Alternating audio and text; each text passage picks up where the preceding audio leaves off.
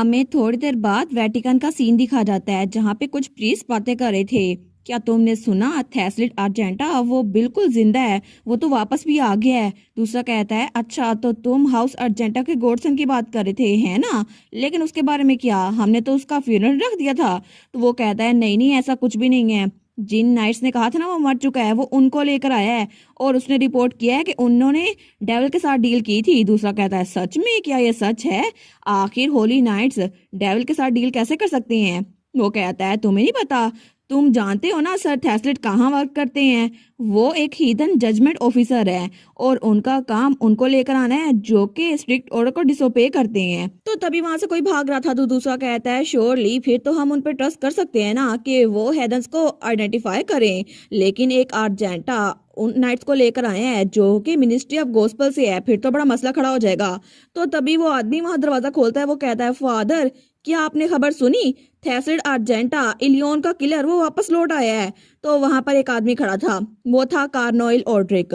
तो वो कहता है बिल्कुल मैं जानता हूँ हेलकॉइन, तुम अपनी आवाज कम ही रखो। और वो था डिप्टी मिनिस्टर ऑफ गॉस्पेल। तो उसका बेटा कहता है आखिर आप इस बारे में क्या करेंगे? उन्होंने हमारी फैमिली के पहले बेटे को मारा है। तो वो कहता है मैं जानता हूँ, 4 महीने पहले मेरा बेटा इलियन उसी के हाथों मारा गया था, लेकिन तुम्हें कंसीडर करना होगा वो किस हाउस से ताल्लुक रखता है। वो लड़का वो हाउस अर्जेंटा का गॉडसन है जो कि होली मिनिस्ट्री में बहुत ज्यादा इम्पोर्टेंट है, और इस इंसिडेंट की वजह से अगर हमने कुछ किया तो हमारी मिनिस्ट्री के लिए मुश्किल हो जाएगी।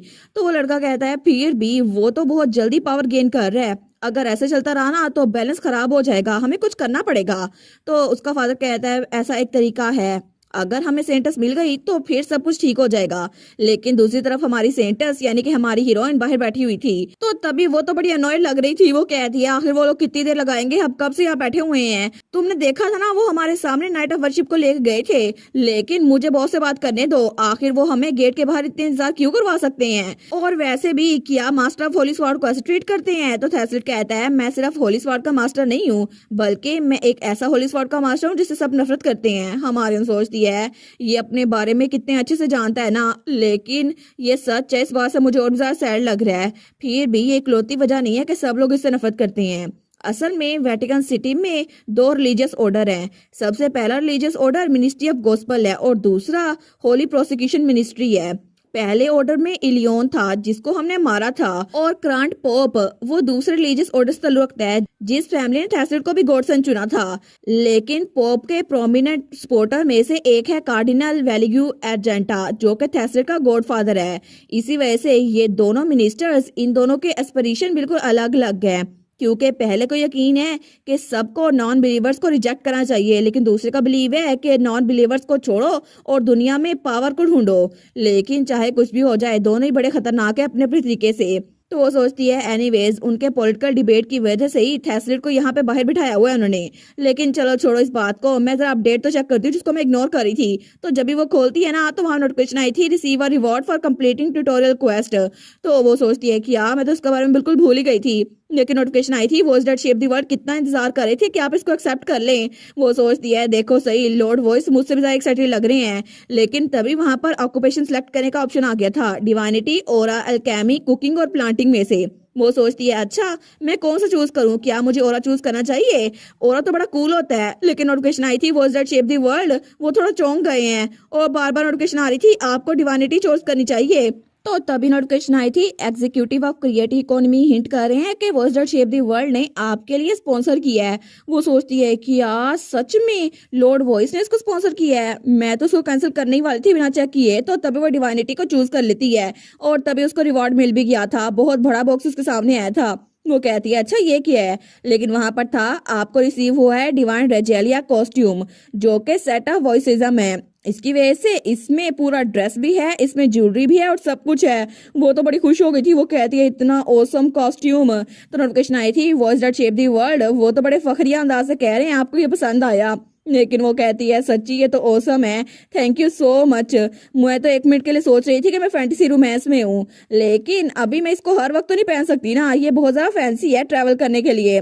तो नोटिफिकेशन आई थी आप जल्दी इसको पहनेंगी। वो स्टार्ट शेप दी वर्ड कह रहे हैं कि आपको इसको पहनना पड़ेगा। तो एलेट कहती है ठीक है अब सारे मैसेज शो करना बंद कर दो, मैं अभी इसको नहीं पहन सकती। लेकिन तब हमारा थैसलेट उसको देखकर सोचता है एलेट फिर से हवा में अपने हाथ लहराई जा रही है। और तभी वहां पर कोई आता है, वो कहता है सर थैसलेट आर्जेंटा काउंसिल ऑफ कार्डिनल वो एक डिसीजन पे पहुंचे हैं। और उनका डिसीजन थोड़ी देर बाद ये था कि उन्होंने हमारी थैसलेट को हथकड़ियां लगा दी थी। तो थैसलेट तो वहां बिल्कुल हैरान खड़ा था, वो कहता है क्या, लेकिन हमारी हीरोइन खड़ी होती है, वो कहती है 1 मिनट रुको, यहाँ पर हो क्या रहा है। तो वो नाइट कहता है सर थैसलेट को क्लास ए डंजन के बस की वजह से एक्यूज किया जाता है, इसी वजह से हम उनको लेके जा रहे हैं। तो हमारी कहती है नाइट्स ऑफ वर्शिप ने ये कहा है ना, हम तो उनको लेकर आए हैं, आपको एविडेंस देखना चाहिए, उन्होंने डेविल के साथ डील की थी। तो वो नाइट कहता है रूल्स तो रूल्स होते हैं सर, थैसलेट को इन्वेस्टिगेशन से गुजरना पड़ेगा। हमारे सोचती है ये कितना अनोइंग है ना, मुझे तो गुस्सा आ रहा है। लेकिन थैसलेट कहता है मैं ठीक हूँ एली। और तब उनसे कहता है मेरी एक रिक्वेस्ट है, प्लीज इस लेडी की हेल्प करें, इनकी डिवाइन पावर अभी अवेकन हुई है तो मे बी ये प्रीस्टेस बन सकती हैं। तो तभी हमारी एलेट के कंधे पे कोई हाथ रखता है और कहता है तुम इस बार में फिक्र ना करो क्योंकि मैं इस लेडी की खुद हेल्प करूंगा। और वो वही लड़का था इलियन का भाई जो कि बहुत ही ज्यादा मगरूर था। वो कहता है सर थैसलेट आर्जेंटा आप बिल्कुल फिक्र ना करें, और आखिर आपको अपने ट्रायल के बारे में फिक्र क्यों नहीं हो रही। लेकिन तभी हमारी हीरोइन को तो गुस्सा आ रहा था उस पे। वो कहती है कि यार अब ये अनोइंग सा लड़का कौन है। लेकिन तभी वो तीनों एक दूसरे की तरफ देखते हैं तो हमारी हीरोइन को तो उस पर बहुत ही ज्यादा गुस्सा आ रहा था। लेकिन तब थैसलेट कहता है थैंक यू, और तब वो अपनी मुट्ठी बंद करता है क्योंकि उसको भी उस लड़के पे बड़ा गुस्सा आ रहा था। और उसके बाद वो नाइट से चला जाता है। तो हमारी हीरोइन कहती है कि उसका तो फ्रस्ट्रेशन मीटर बहुत ज्यादा ऊपर जा रहा था, लेकिन अभी दरमियान में पहुंचा था इसलिए थोड़ा गुस्सा कंट्रोल करके बैठी थी। और थोड़ी देर बाद वो लड़का उसको कहीं भी लेके जा रहा था। तो वो कहता है तुम्हें एग्जामिनर के हाथों एक टेस्ट देना पड़ेगा, उससे पहले तुम्हें 3 दिन एक कमरे में गुजारने पड़ेंगे ताकि तुम्हारी बॉडी और सोल बिल्कुल क्लीन हो जाए। तो तभी उसके लॉकेट से एग्नेस निकलती है। वो कहती है मैंने इसके बारे में पहले कभी भी नहीं सुना, आखिर वो 3 दिनों के लिए किसी को एक कमरे में क्यों लॉक करेंगे। हमारून कहती है मुझे लगता है कि वो मुझे और थैस को अलग करना चाहते हैं। लेकिन तभी वो लड़का कहता है बाय द वे मैं सोच ही रहा था कि वो कौन सी लड़की होगी जिसको थैसलेट यहाँ पर लेकर आया है। लेकिन तब उसको देखकर उसका मजाक उड़ाते हुए कहता है मुझे बहुत ज्यादा नाउमीदी हुई है क्योंकि मैं तो कुछ जरा एक्सपेक्ट करा था। तो हमारी कहती है थैंक यू फिर भी मुझे गाइड करने के लिए, क्या मैं आपका नाम जान सकती हूँ। तो वो कहता है अच्छा मेरा नाम है हेल्कियोन ओड्रिक, मेरा नाम याद रखना क्योंकि टेस्ट में मैं तुम्हारे सामने हूँगा। वो सोचती है अच्छा ये भी एक ओड्रिक है, इसका मतलब है कि इसके भाई की जान हमारी वजह से गई थी ना, इसीलिए इसको थैसलेट भी इतना गुस्सा है। लेकिन तब एलेट स्माइल करते हुए कहती है थैंक यू सो मच आपकी काइंड एक्सप्लेनेशन के लिए, मैं आपके रूल्स याद रखूंगी। और वो दिल में सोचती है मुझे पता चल गया मेरा दुश्मन कौन है, अब तुम जरा मुझसे बच के रहना। तो वो लड़का उसकी तरफ देखता है, वो कहता है कि वो चिल्ला कहता है ओए लड़की अपनी यादें मुझे मत दिखाना, तुमने उस लड़के को ऐसे बहका लिया होगा लेकिन मुझ पे ये काम नहीं करेगा। तो एग्नेस और हमारी हीरोइन दोनों कहते हैं किस बारे में बात कर रहे हैं। लेकिन तभी वो कहता है मेरी बात गौर सुनो, एक बार तुमने टेस्ट पास कर दिया ना तो फिर पूरा 1 महीना तुम्हें मेरे अंडर ट्रेनिंग करनी पड़ेगी, और फिर तुम्हें वही करना पड़ेगा जो मैं कहूंगा। और मुझे वो लोग बिल्कुल ना पसंद हैं जिनमें पैशन तो हो लेकिन वो इनकॉम्पिटेंट हो, तो तुम्हें जरा बच के रहना पड़ेगा। और उसी के बाद वो उसको एक कमरे में बंद करता है और वहां से निकल गया था। लेकिन हमारी हीरोइन उसका तो मीटर शॉर्ट हो रहा था। वो कहती है ये क्या बकवास थी, नोटिफिकेशन आई थी एडवोकेट ऑफ कॉन्फिडेंशियलिटी कह रहे हैं कि आपको कुछ करना चाहिए, और नोटिफिकेशन आई थी क्रिटिक फॉर बैलेंस कह रहे हैं आपको भी इस पर चिल्लाना चाहिए था। लेकिन एग्नेस कहती है आखिर ये क्या नॉनसेंस है, ऐसी कोई रिक्वायरमेंट नहीं थी। और ये कमरा ये तो हम तब यूज करते हैं जब प्रीस्ट इन ट्रेनिंग उनको हम शर्मिंदगी महसूस करवानी हो तब उनको यहाँ पे बंद किया जाता है। लेकिन तभी दरवाजे पे दस्तक होती है। तो एलेट जब वहां पर देखती है तो वहां पे एक बास्केट थी जिसके अंदर एक वाइन और 2 ब्रेड्स पड़ी हुई थी जो कि गली सड़ी थी। तो एलेट कहती है क्या ये, तो वो प्रीस्टेस कहती है जी बिल्कुल आज के लिए तुम्हारा खाना है और तुम्हें अगले 3 दिनों तक यही खाना पड़ेगा। तो हमारन कहती है ये तो बड़ी डिस्गस्टिंग लग रही है और ये ब्रेड भी बहुत ज्यादा हार्ड और स्टेल लग रही है। लेकिन वो प्रीस्टेस उसको ये देते ही वहां से निकल गई थी। वो कहती है गुड बाय। तो हमारी सोचती है सच में तुम लोग इसको खाना कहते हो, और बस हो गया उसका मीटर शॉर्ट। वो कहती है सच में मेरी इतनी अच्छी कुकिंग स्किल्स है, ये तो मेरे लिए इंसल्ट हुई ना। लेकिन तभी वो उस वाइन को उठाती है और उसका ढक्कन खोलते हुए कहती है एग्नेस हमें प्लान चेंज करना होगा। तो एग्नेस कहती है क्या प्लान। हमारन कहती है मैं पहले अपनी ट्रू आइडेंटिटी को छुपाने वाली थी और उसके बाद थैसलेट की हेल्प करने वाली थी उसके हीलर के तौर पर। तो एग्नेस कहती है हाँ ये प्लान तुम्हारे लिए तो पैसिव लग रहा है, लेकिन नोटिफिकेशन आई थी was that shape the world वो अनहैप्पी हैं कि आप रिलीजियस ऑर्डर को ज्वाइन करने वाली हैं। तो हमारन उस वाइन को पीते हुए कहती है आप सुनो मेरा नया प्लान। और तब उस वाइन की बोतल को वहां पर रखते हुए कहती है मैं उनको बताऊंगी कि असल में सेंटस मैं ही हूँ जिसको वो ढूंढ रहे थे, और इस तरह उनकी तलाश खत्म हो जाएगी। तो एग्नेस कहती है तुम सीरियस हो? लेकिन नोटिफिकेशन आई थी, एडवोकेट ऑफ कॉन्फिडेंशियलिटी कह रहे हैं कि आप सेंटस ऑफ हीरोइन की जगह बदल नहीं सकती कहानी को चेंज करने के लिए। लेकिन हमारी हीरोइन, उसने तो पूरा इरादा कर लिया था। वो कहती है मैं सबको बता के रहूंगी। और दूसरी तरफ कोई बहुत तेज से कहीं बढ़ रहा था। वो था सर क्लोविस, जो कि हमारे थैसलिट का मुंह बोला भाई था। तो वहां पे दो प्रीस्ट को जाते हुए देखते हैं। वो कहते हैं ये तो सर क्लोविस है ना, जो कि सेंटस को ढूंढने के लिए निकले थे। दूसरा कहता है बिल्कुल, मैंने सुना था कि वो मिशन पे है, लेकिन वो वेटिकन वापस कैसे आ गए? क्या उनको कुछ पता चला? और क्लोविस, वो तो कुछ सोच ही जा रहा था। वो उसी गांव में गया था जहां पे डंजन बस्ट हुआ था, लेकिन वो ओल्ड कपल, उन्होंने कहा था वेलकम टू ग्रीनवॉल विलेज। और सेंटस, हमें उसके बारे में कुछ नहीं पता, हमें तो एक लेडी ने बचाया है। तो जब वो बाकियों से पूछने के लिए गया था तो उन्होंने भी यही कहा था। उन्होंने तो मोस्टर को अपनी लाइटिंग से ही भगा दिया, और उसकी शील्ड बैरियर वो तो बिल्कुल कैसल की तरह थी। तो क्लोविस ने जब उनसे पूछा था ना कि उसके पेरेंट्स कैसी है, तो उन्होंने बताया था कि उसके पिंक बाल और ग्रीन आईज है। वो सोचता है मैं जिस सेंटस को 8 साल से ढूंढ रहा था, मुझे वो मिल नहीं रही थी। मुझे लगा था अब तक वो मर चुकी होगी, लेकिन जैसे मैं वापस आया ना, तो मुझे किसी ने बताया सर क्लोविस, हमें रिपोर्ट मिली है कि थैसलर वापस आ गया है, लेकिन उसके साथ एक लड़की है जिसके पिंक बाल हैं। तो तभी उसे कुछ महसूस होता है। वो सोचता है मे बी मैं जिस सेंटस को ढूंढ रहा था वो कोई और नहीं, थैसलर के साथ आने वाली लड़की है। और हमारी हीरोइन तो पूरी तैयार थी, लेकिन तभी उसकी सारी तैयारी अधूरी रह जाती है। तो नोटिफिकेशन आई थी, voice that shape the world कह रहे हैं कि मुझे आपका प्लान बिल्कुल पसंद नहीं आया। और voice that shape the world, वो गुस्सा हो रहे हैं, और इसी वजह से वो आपको कह रहे हैं आपने उनको धोखा दिया और हार्ट ब्रोकन होकर भाग रहे हैं। वो कहती है नहीं लॉर्ड वॉइस। तो तभी नोटिफिकेशन आई थी, आप voice that shape the world से डिस्कनेक्ट हो गई हैं। वो कहती है क्या उन्होंने मुझे ब्लॉक कर दिया? तो तभी एक और नोटिफिकेशन आई थी, एग्जीक्यूटिव ऑफ क्रिएटिव इकोनॉमी कह रहे हैं कि इस बार वो बड़े अपसेट हो गए हैं। हमारे कहती है तो बहुत ज्यादा बुरा हुआ। लेकिन नोटिफिकेशन आई थी, स्केर्ड दैट जज सोल कह रही है कि उनको कोई आइडिया है कि शायद ये ठीक कैसे हो सकता है। वो कहती है सच्ची? तो वो उससे आइडिया शेयर कर रही थी, लेकिन हमारन कहती है मैंने इस बारे में पहले क्यों नहीं सोचा? तो तब वो कहती है एग्नेस चलो हम चलते हैं। एग्नेस कहती है क्या, यहाँ से कहाँ जाना है? तो हमारी हीरोइन अपने सामने डोर खोलते हुए कहती है वीआईपी शॉप में। मुझे लगता है कि हमें थोड़ी सी शॉपिंग करने की जरूरत है, तो चलो थोड़ी शॉपिंग करके आते हैं। और तब थोड़ी देर बाद हमारी हीरोइन वीआईपी शॉप में आ चुकी थी, लेकिन वो सोचती है मुझे याद था वीआईपी पॉइंट शॉप यहीं पे कहीं थी। तो तभी कोई कहता है देखो सही कौन आया मुझसे मिलने के लिए, और वो वही ओल्ड लेडी थी। वो कहती है तुम तो वही लड़की हो ना जिसने आर्टिफैक्ट को लिया था, लेकिन तुम तो जल्दी वापस आ गई। और तब हमारी हीरोइन उसके शॉप में आती है। तो वो ओल्ड लेडी कहती है अब तुम क्या ढूंढ रही हो? क्या तुम्हें वो वॉच चाहिए जो तुमने पहले देखी थी? हमारी कहती है नहीं नहीं, असल में मुझे होली ग्रेल ऑफ रिचुअल्स चाहिए।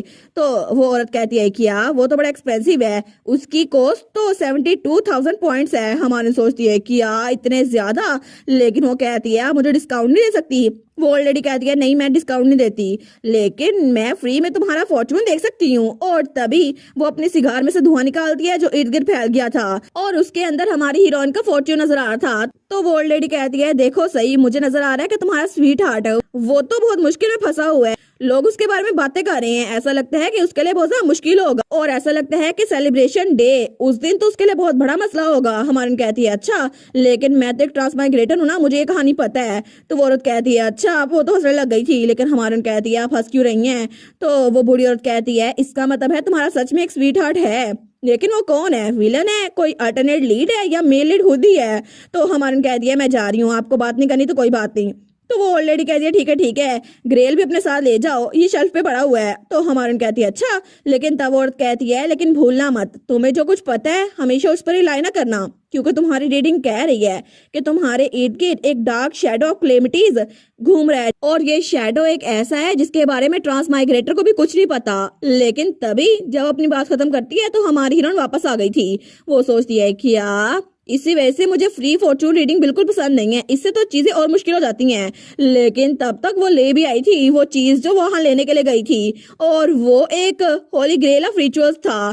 तो तभी एग्नेस कहती है आखिर ये क्या चीज है, ये काम क्या करता है? हमान कहती है अच्छा ये है लेवल 6 का होली ग्रेल, क्योंकि ये एक तरह से फोन ही है जिससे मैं लॉर्ड वॉइस से बात करूंगी। तो वो कहती है एक फोन? हमारी कहती है बिल्कुल बिल्कुल, क्योंकि मैं लॉर्ड वॉइस से खुद से बात नहीं कर सकती जब तक वो मुझे बात ना करे। लेकिन जैसे मैंने उनको मैसेज सेंड किया ना, उन्होंने मुझे ब्लॉक किया हुआ है। लेकिन अगर मैंने इस होली ग्रेल को यूज किया तो ये एक फोन का काम करेगा। मैं कहूंगी लॉर्ड वॉइस क्या आप सो रहे हैं? और अगर उन्होंने मुझे ब्लॉक कर भी दिया है ना, फिर भी मैं उनसे बात कर सकती हूँ। और तभी वो वाइन उसमें डालने लगती है, वो कहती है इसके अलावा इसका एक बोनस इफेक्ट भी है जिसकी वजह से वाइन थोड़ी फ्लेवरफुल हो जाएगी।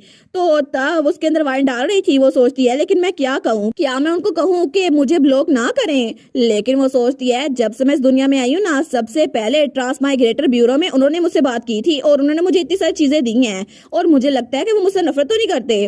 तो वो आहिस्ता आवाज में कहती है मैं क्या कहूँ, क्या मैं कहूँ लॉर्ड वॉइस प्लीज मुझे अनब्लॉक कर दें। तो तभी वो होली ग्रेल उसमें वाइन जगमगा रही थी और नोटिफिकेशन आई थी वो शेप दी वर्ल्ड कह रहे हैं उन्होंने कभी भी आपको ब्लॉक नहीं किया।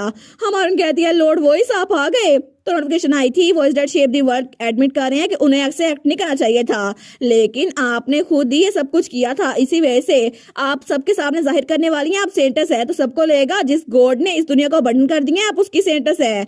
हमारे कहती है अच्छा मुझे लगा तो नहीं था ऐसा कुछ होगा, लेकिन आप जो कह रहे हैं मैं वही बात करूंगी। जैसे इंस्टाग्राम के फॉलोअर्स होते हैं ना, बिल्कुल आपके भी फॉलोअर्स मैं वैसे बढ़ाऊंगी। तो नोटिफिकेशन आई थी voice that shape the world कह रहे हैं आपको ये करने की जरूरत नहीं है, हालांकि जितने फॉलोअर्स होंगे उतनी ज्यादा पावर बढ़ेगी मेरी, लेकिन अगर फिर भी आप इकलौती मेरी फॉलोअर हुई ना तो भी मुझे बस यही काफी है। और तभी वो वाइन वो जगमगा रही थी। तो वो सोचती है voice that shape the world सच में वो मुझे पसंद करते हैं, वो मेरे बारे में फिक्र करते हैं। तो वो कहती है लॉर्ड वॉइस अब मैं बिल्कुल भी कोई ट्रिक नहीं खेलूंगी, अब मैं सच में इस दुनिया में सबको बताऊंगी कि voice that shape the world वो कितने अच्छे हैं और इसी वजह से मेरी सेंटस होने की वजह से कोई बड़ा मसला खड़ा नहीं होगा। तो आपको मुझ पे यकीन करना होगा, ठीक है, क्योंकि अब मैं आपकी पूरी बात मानूंगी। तो तभी उसके सामने क्वेस्ट आई थी first calling of the grand priestess of voicism difficulty level unknown. तो वो सोचती है सच में मैं सच में प्रीस्टेस बन सकती हूँ, लेकिन और क्वेश्चन आई थी रिवॉर्ड वो तो अननाउन है लेकिन पेनल्टी वो कोई भी नहीं होगी। वो सोचती है इसका मतलब है वो मुझे कह रहे हैं कि मैं अपनी मर्जी से जो करना चाहती हूँ वो करूँ।